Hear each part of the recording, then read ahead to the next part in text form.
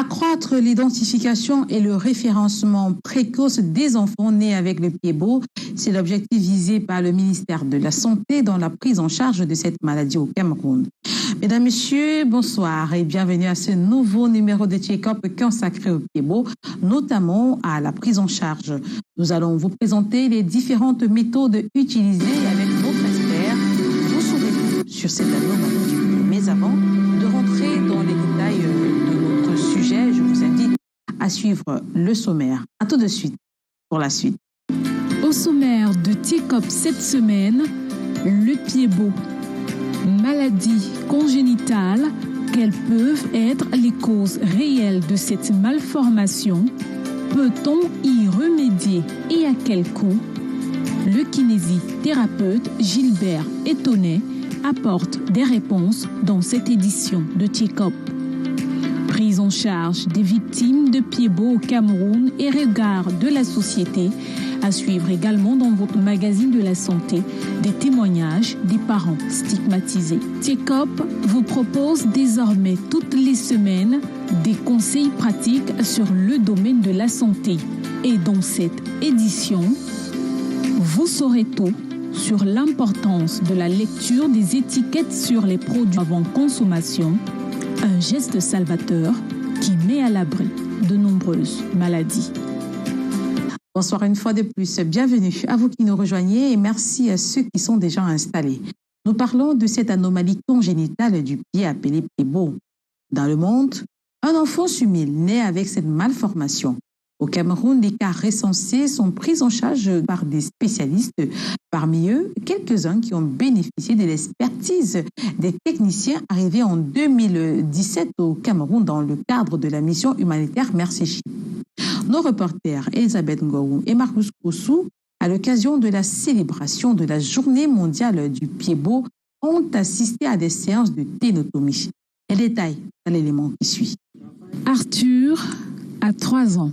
Il marche, court et joue normalement comme tous les enfants de son âge. Le plaisir est très grand pour son papa, inquiet depuis la naissance d'Arthur. Arthur est né avec des pieds beaux. Il a très vite été mis sous traitement et les résultats sont déjà visibles. À la naissance, on a constaté que l'enfant avait le pied beau. Le gynécologue m'a quand même dit que ce n'était pas si grave que ça. J'avais tellement peur. Quand je suis arrivé là, il m'a dit que ce n'était rien, qu'on devait prendre soin de mon bébé. Juste après 1 semaine, quand on est sorti de l'hôpital, il a commencé ses soins à plâtrer tous les 2 pieds de l'enfant, ainsi de suite, ainsi de suite. Déjà à 1 mois, moi-même, j'étais confirmé que non, l'enfant pourra un jour marcher. Il a fallu que je passe d'abord 12 ans de mariage pour avoir ce garçon. Bon, une fois quand il est né, j'ai vu ça, ça m'a traumatisé. J'ai demandé pourquoi Dieu, tu veux me donner un enfant qui est encore malade. Bon, c'est là où on m'a fait comprendre que ce n'était rien, heureusement. Jusqu'à ses 5 ans, Arthur devra répondre à tous ses rendez-vous avec le kinésithérapeute.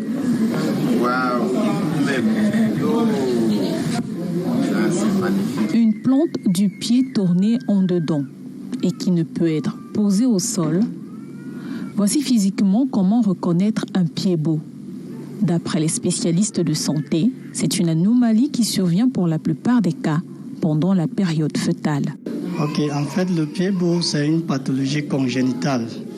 Quand on parle de pathologie congénitale, ça veut dire une maladie où l'enfant naît avec, dont le pied retourne vers l'intérieur. C'est une pathologie dont on découvre tôt, sa prise en charge aussi est facile. Or, découvrir tard, sa prise en charge devient compliquée, où il faut passer par la chirurgie. Une maladie pas très connue, une maladie moins fréquente, même sur l'échiquier mondial. Il en est de même des causes qui, pour certains cas, ne sont pas connues. Parlant des causes, nous avons 3 grands types et celui-ci se retrouve dans les cas qu'on appelle les pieds beaux secondaires. Les pieds beaux secondaires sont ceux-là qui sont soit rattachés par un problème neurologique, soit par un problème syndromique. Vous allez comprendre que, comme le cas du pied beau neurologique, nous avons le spina bifida. Parfois, c'est le spina bifida qui est la cause du pied beau. Dans les cas syndromiques, il y a forcément un syndrome qui est la cause du pied beau. Ce qui expliquerait peut-être le rejet des victimes des pieds beaux dans de nombreuses familles camerounaises. Lorsque j'ai été victime j'ai accouché de cet enfant, j'ai été taxée de tout. Dans ma belle famille, ils m'ont traité de tout. Et en fait, j'ai été seulement forte et j'ai demandé seulement à l'Éternel de me donner la force pour pouvoir avancer. Même jusqu'ici, je suis toujours taxée parce que l'enfant ne...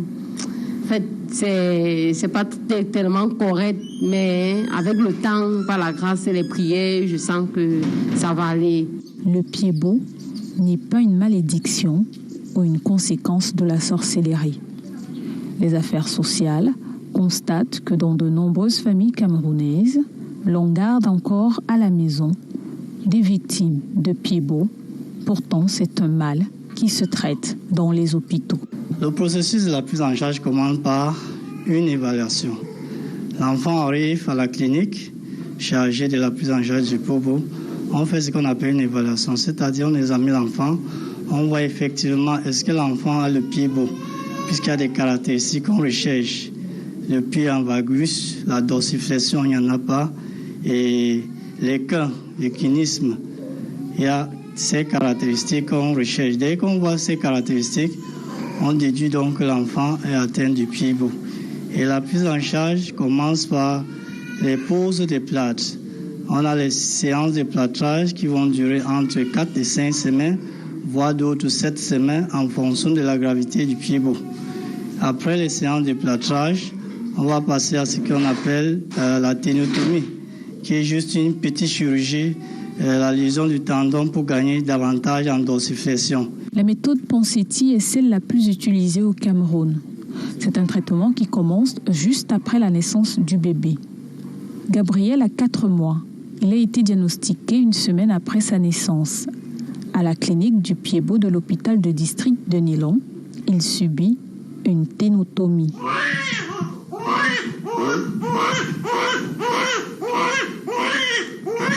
À moins de 10 km de là, au pavillon kinésithérapie du centre d'accueil de Béponda, toujours dans la ville de Douala, même procédé pour remédier au cas de hanche. 3 mois d'âge. Parce que c'est à partir du début du traitement qu'on peut savoir si le pied est sévère ou pas. On utilise le chronomètre qu'on voici. Selon les spécialistes, il s'agit de la phase de correction qui peut aller jusqu'à 8 semaines. Puis viendra la phase de maintenance, celle du port des chaussures spéciales encore appelées attelles pédieuses d'abduction. Ces chaussures servent à maintenir la correction et réduire le risque de rechute. Dans ces 2 formations sanitaires, la prise en charge est gratuite.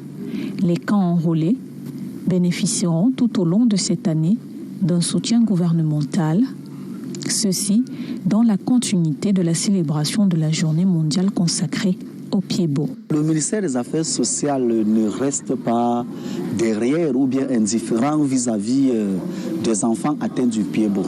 Prenez par exemple, vous êtes dans un centre de rééducation comme celui-ci et nous avons toute une section qui s'occupe des enfants atteints du pied beau. C'est-à-dire notre kiné qui est là, qui a été formé par Mercy Ship, que nous connaissons tous à l'époque, a trouvé la bonne pensée de se rejoindre au ministère des Affaires sociales pour que la cause de l'enfant atteint du pied beau soit prise en compte et que l'enfant souffrant du pied beau soit pris en charge. Le pied beau est une maladie qui se traite bel et bien au Cameroun. Il suffit pour les parents de scrupuleusement respecter les consignes des spécialistes pour enfin voir son enfant marcher normalement. Retour sur ce plateau. Dans le reportage qui vient de s'achever, on a pu comprendre la difficulté des parents ayant des enfants qui souffrent de cette pathologie-là. Ces parents sont victimes de rejet et de discrimination, tout comme leurs enfants. Aujourd'hui, se pose un véritable problème, celui de la sortie des enfants des formations sanitaires après leur naissance sans être détectés de cette anomalie. Cette année, le ministère de la Santé va introduire un module de formation sur la reconnaissance et la prise en charge précoce des enfants nés avec un pied beau. Nous en parlons avec notre invité qui est déjà avec nous sur ce plateau. Bonsoir Gilbert. Bonsoir Mireille. Alors vous êtes kinésithérapeute en service à la clinique du Pied-Beau, la clinique du Pied-Beau qui est installée à l'hôpital des districts de Nilon, c'est à Douala. Oui, effectivement. Et vous êtes sur ce plateau pour parler de la prise en charge du Pied-Beau. On a célébré le 3 juin dernier la journée mondiale de lutte contre le Pied-Beau et on vous a vu au four et au moulin pour préparer les différentes activités relatives. Alors, pour commencer, Gilbert et Tonnerre, dites-nous, quelles sont les causes du Pied-Beau?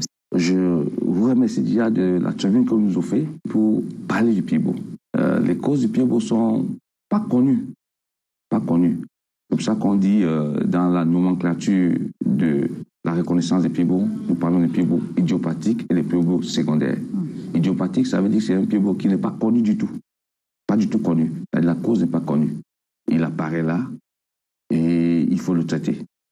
Et il y a d'autres qui sont connus, qui sont tributaires à une autre malformation qui peut être soit le spina bifida, soit la trodypose, c'est-à-dire les enfants qui naissent avec les multiples malformations, ou alors la bande amniotique, c'est-à-dire que ce cordon-là qui noue le pied et finit par des cuvées de pied à l'intérieur, qui sont les trois cas-là qui sont les cas connus, c'est-à-dire que tributaires à une autre pathologie.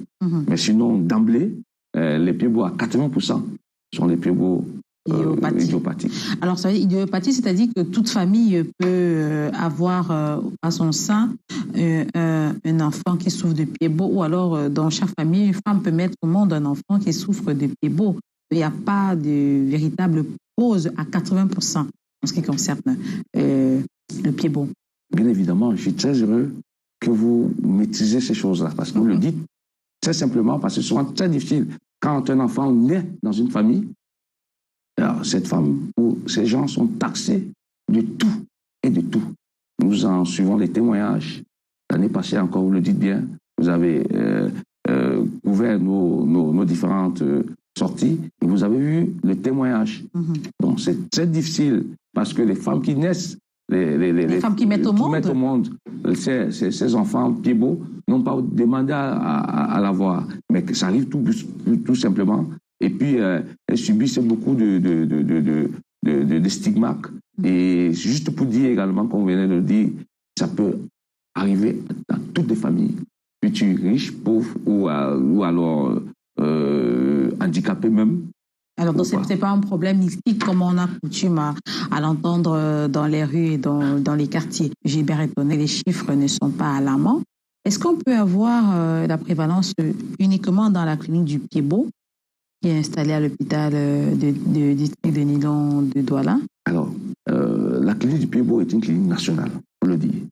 C'est-à-dire, le bateau hôpital arrivé au Cameroun a décidé de faire les choses comme ça se fait chez eux. C'est-à-dire créer ou alors rénover complètement ce qui existait avant et équiper et former, c'est-à-dire que d'une capacité à pouvoir prendre en charge ces enfants-là de manière optimale avec la méthode de Ponseti, dit-on, qui est une méthode, le gold standard, selon les statistiques qui nous ont été données. Nous avons reçu, juste après le départ de M. Chip en 2018, nous avons reçu, je crois, 16 cas. On n'avait pas encore, on ne nous avait pas donné également, parce qu'on nous a donné à partir de 2020, on nous a donné une fourchette à atteindre. Parce que le Pied-Beau également n'est pas commun, ça ne se raconte pas un peu partout. L'épidémiologie, même d'ailleurs, dit qu'il y a un Pied-Beau sur 1000 naissances. Donc, voyez-vous, ce n'est pas évident. Au niveau des doigts, nous avons 300.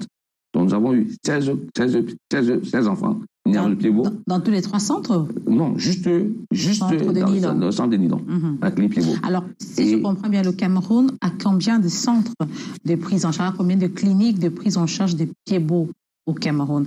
En dehors de celui de l'hôpital d'ici de Nidon, qui est très connu et qui a été mis en place par Mercy Ship. Alors, au jour d'aujourd'hui, nous avons 3 dans la ville de Douala. 3 dans la ville de Douala. Il y a même une 4e qui est dormante, qui est en gestation au niveau de Bonabéry. Et nous avons dans tout le Cameroun, sur les 10 régions, nous avons 6 régions déjà qui ont déjà à l'essaim un ou 2 centres de prise en charge des enfants Pied-Beau. Notamment, je crois, l'extrême nord, toute la zone septentrionale qui a un seul centre, malheureusement, de la distance. Et si la question à me poser était de savoir combien de centres nous avons, au jour d'aujourd'hui, je crois, 17 centres dans tout le Cameroun. Et il y en a d'autres villes qui en ont un peu plus, parce que le Pied-Beau ne peut pas être une histoire d'une seule personne, ou ça doit être pris par les spécialistes. Le Pied-Beau a un coût, il faut le dire déjà, c'est un coût. Parce que l'enfant est suivi du jour de naissance, le jour où il arrive chez nous, jusqu'à ce que l'enfant ait 4 à 5 ans, ça a un coût. Alors, la spécificité de l'hôpital de Nidon et dans son sein, la clinique du Pied-Beau, laissée par les équipes du Machichi, il y avait déjà tout là. À partir de ce moment-là, un centre qui n'a pas tout ce matériel doit pouvoir l'avoir. Donc le coût peut être un peu majoré ou minoré à ce niveau. Chez nous, à l'hôpital de Sénidon, puisque Machichi prenait des enfants gratuits, nous avons continué dans cette lancée. Parlez-nous de la prise en charge. Quelles sont les différentes méthodes? La méthode de Ponseti est une méthode qui a 2 phases, il faut le dire. Il y a une première phase qui est la phase qu'on appelle la phase de correction. Cette phase de correction prend elle-même à 2 étapes. Il y a d'abord l'étape qu'on appelle l'étape de moulage. On moule. Après avoir moulé le plâtre pendant 4 à 7 plâtres, ça veut dire pour les cas les plus sévères, on moule, ça veut dire que chaque semaine, on va mouler, et puis on va changer chaque semaine, et puis étirer pour chercher à ramener le pied qui est tordu en dedans, jusqu'à ce que le pied ait une bonne posture. Il y a la deuxième étape dans cette première phase, qui est la phase de la ténotonie. La ténotonie, c'est juste une petite incision percutanée de tendon d'Achille pour permettre de libérer complètement le pied qui était en regard vers le bas. Et fini cette étape-là, nous allons mettre le plâtre également pendant une période de 3 semaines pour que les tendons puissent guérir. Et quand les tendons sont guéris, nous attaquons la deuxième phase, qui est la phase de maintenance. Cette phase de maintenance qui est la plus difficile, parce que les enfants ne sont plus avec nous à la clinique. On les voit plus toutes les semaines. On les voit après un certain temps. Et les parents, souvent, n'arrivent pas à tenir, à garder ses pieds selon les indications données. Ça fait qu'il y a une récidive. Donc, pour dire simple, nous avons deux phases. Et dans ces phases-là, il y a une phase qu'on appelle une phase de correction et il y a une phase de maintenance. Et cette phase-là va du jour que l'enfant arrive à la clinique, si c'est 1 jour ou 2, jusqu'à ce que l'enfant ait 4 à 5 ans. Parce qu'on s'est rendu compte que avant cet âge-là, quand l'enfant cessait de porter la chaussure, il y avait une récidive. Et passé cette étape-là, on se rendait compte également que l'enfant n'avait plus de problème. Donc, un enfant traité par la méthode de Ponseti, c'est un enfant qui a suivi tout son traitement jusqu'à ce que l'enfant ait plus de 5 ans.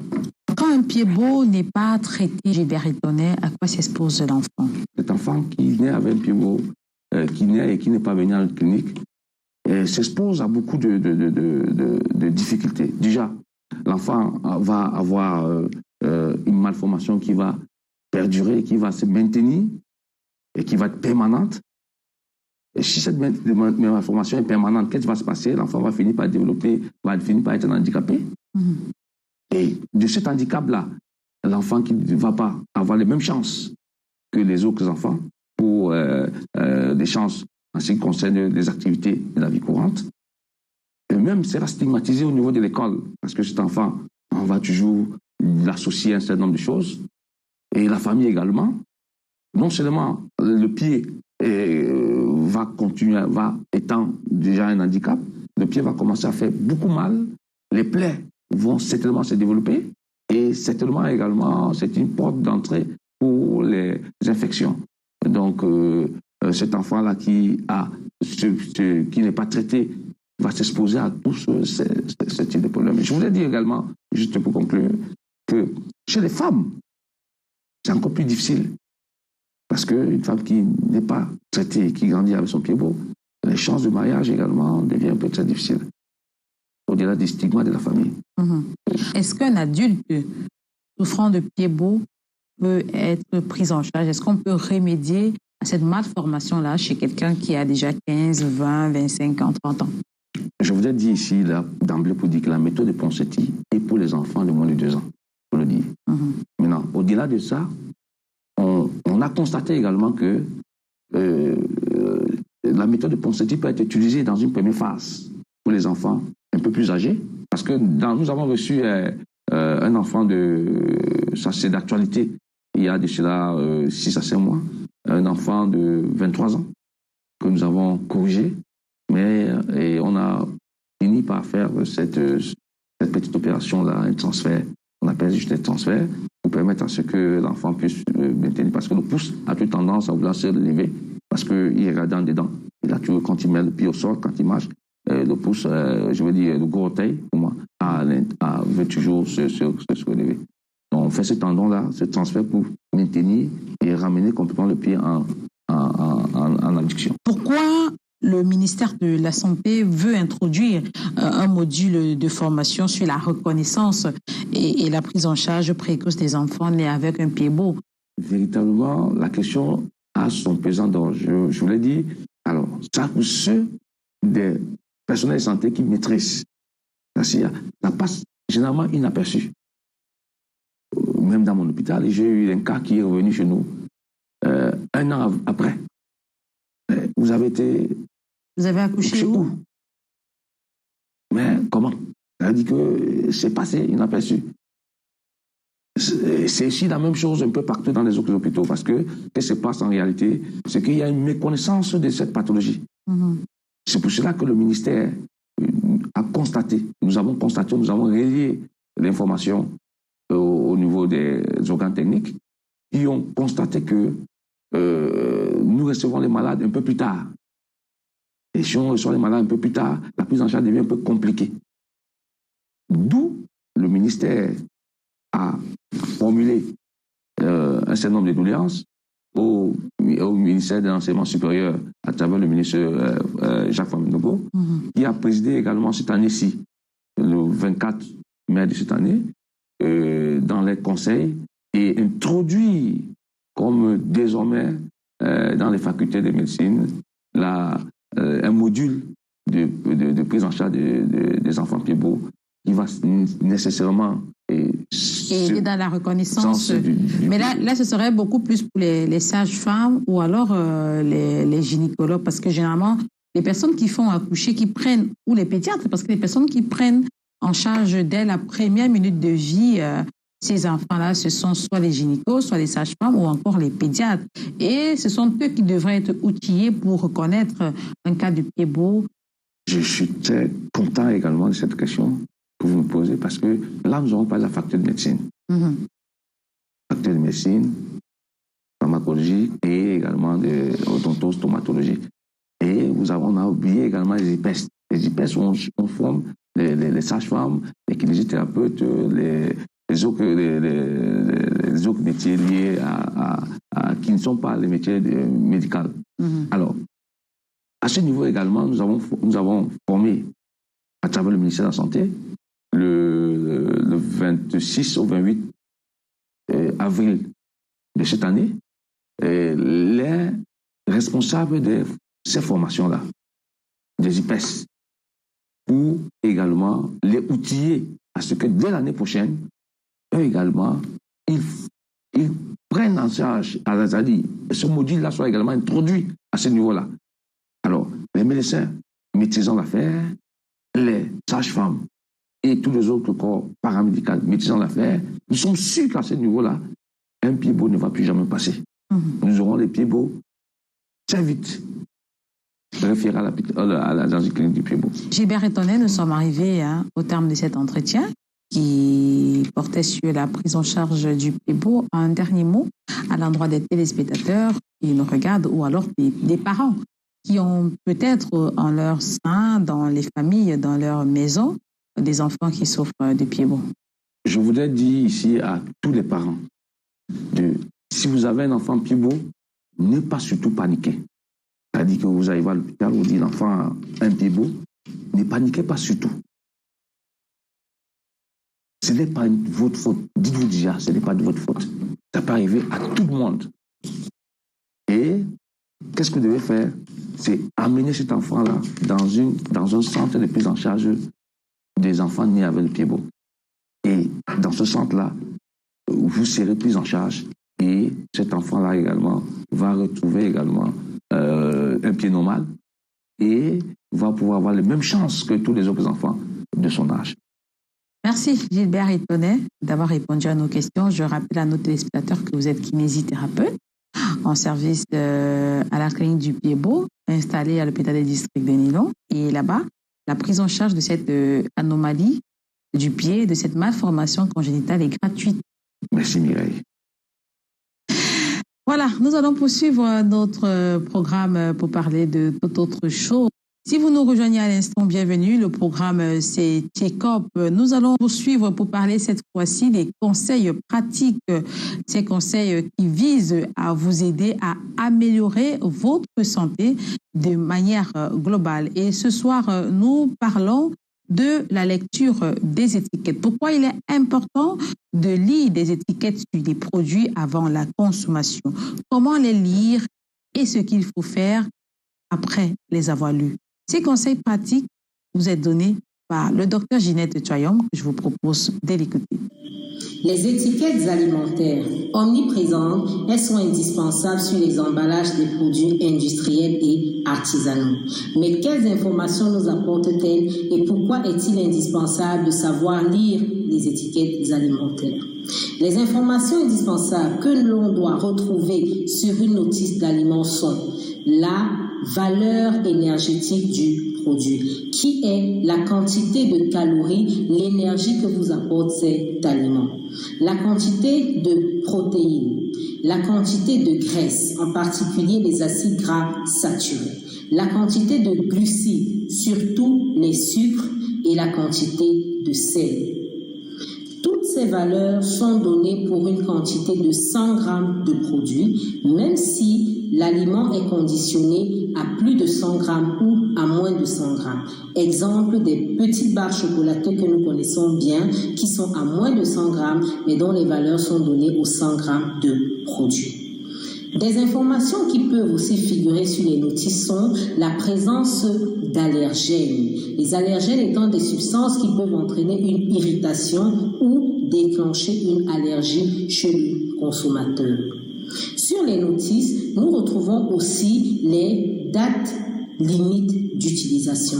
La mention « à consommer jusqu'au » indique que, après cette date, le produit peut être devenu toxique.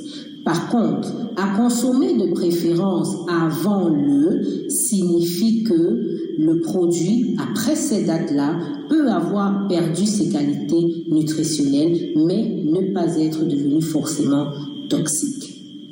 Il existe aussi sur certains emballages de produits, surtout provenant de l'Occident, des Nutri-Score. Les Nutri-Score sont des scores qui indiquent globalement la valeur nutritionnelle de cet aliment.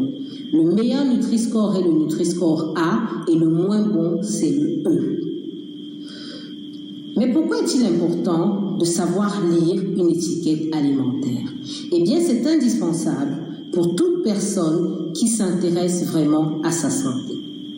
Déchiffrer les étiquettes alimentaires vous permet de comparer facilement les produits entre eux. Pour un produit, il peut exister plusieurs marques dont la différence de conditionnement apparaît sur les notices.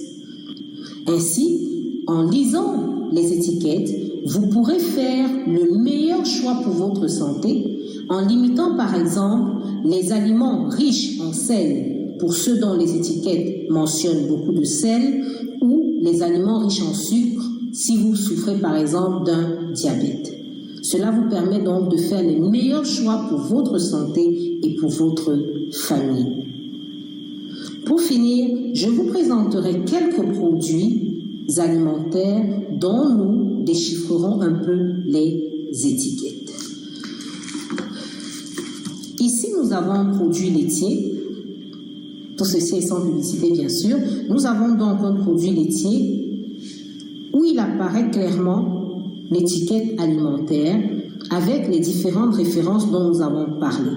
Donc, la valeur énergétique, qui est le nombre de calories que vous apporte cet aliment, au 100 grammes bien sûr, la quantité de protéines, de sel, de sucre, et vu que c'est un produit laitier, nous avons aussi les minéraux et les vitamines que nous retrouvons dans cet aliment. Ici, nous avons un produit importé, un biscuit en l'occurrence, où l'étiquette aussi est bien mentionnée au dos du produit, sur l'une des faces latérales du produit, et l'on retrouve bien les différentes mentions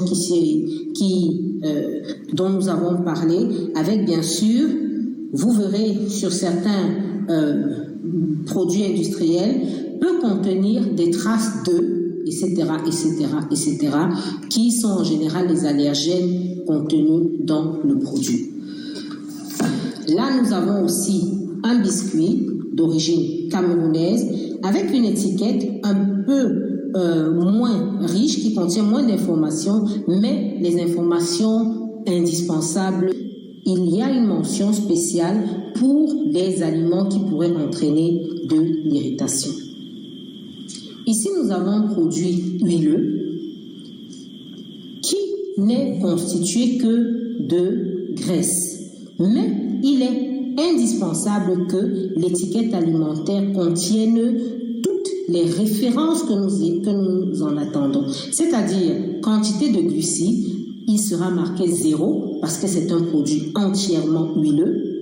Quantité de protéines aussi sera marqué 0 parce que ce produit est à 100% fait de graisse. La lecture des étiquettes alimentaires est vraiment utile pour le choix des aliments que vous prenez pour vos enfants. Par exemple, cela vous permet de choisir les friandises, les pâtisseries les moins riches en sucre, ce qui est toujours très intéressant par rapport aux aliments les plus riches en sucre. Voilà quelques exemples d'étiquettes alimentaires sur divers produits.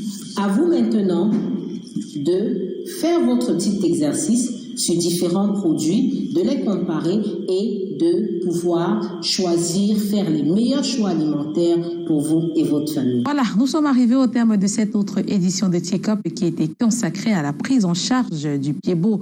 Avec notre expert, vous avez appris davantage sur cette maladie et vous savez que la prise en charge est possible au Cameroun. Si vous avez d'autres préoccupations, si vous voulez nous faire part des thèmes d'émissions à aborder, n'hésitez pas, faites-nous savoir via notre page Facebook en tapant le MAC de la santé en un seul mot avec un L, un M et un S majuscule. Vous pouvez aussi nous envoyer des messages WhatsApp via le numéro qui s'affiche au bas de votre petit écran. N'oubliez pas qu'avec Check-up, la santé n'est plus un tabou.